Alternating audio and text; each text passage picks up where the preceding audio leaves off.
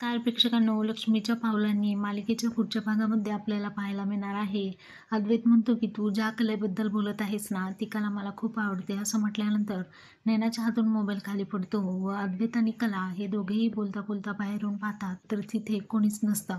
नैना लपलेली असते आणि इकडे दुसरीकडे संगीताच्या कार्यक्रमासाठी संगीता आणि दिनकर राव देखील तिथे कार्यक्रमाला उपस्थित असतात. संगीता कलाला म्हणते की हे बघ, तुझ्या संसारामध्ये, तुमच्या दोघांच्या संसारामध्ये काही अडथळा येईल असं तू कृपा करून प्लीज तू करू नकोस. त्यानंतर कला ही अगदी शांतपणे आईचं बोलणं ऐकून घेत असते, कारण गुरुजींनी कलाच्या संसारावरती खूप मोठं संकट येणार आहे असं संगीताला सांगितलेलं असतं. त्यामुळे prevention is better than cure म्हणत तिला एक सल्ला दिलेला असतो, कलाला अगदी प्रेमाने सांगितलेलं असतं. त्यानंतर कला ही रूममध्ये तयार होत असते. अद्वैतला ती म्हणते की चांदेकर, अरे प्लीज मला हे लावून देशील का? अद्वैतसुद्धा खूप छान तयार झालेला असतो. आपल्या हाताने तो कलाच्या मंगळसूत्राचे जे हुक असतं ते लावून देण्यासाठी तिथे आलेलो असतो आणि त्या दोघांमध्ये याच गोष्टीमुळे जवळीकता निर्माण होते.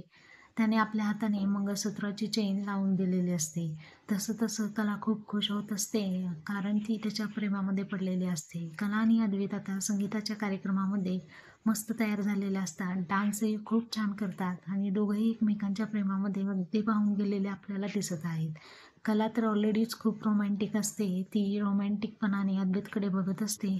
अद्वैतसुद्धा कलाकडे पाहत असतो. मित्रांनो, आता आपला अद्वैत आणि कला या दोघांची प्रेम कहाणी सुरू होणार आहे. हे कशी सुरू होणार आहे हे बघणं आता खूप इंटरेस्टिंग ठरणार आहे. तर त्यासाठी येणाऱ्या काही अशाच छान अशा एपिसोडसाठी आपल्या चॅनेलला सबस्क्राईब आणि लाईक्स नक्की करून ठेवा. धन्यवाद.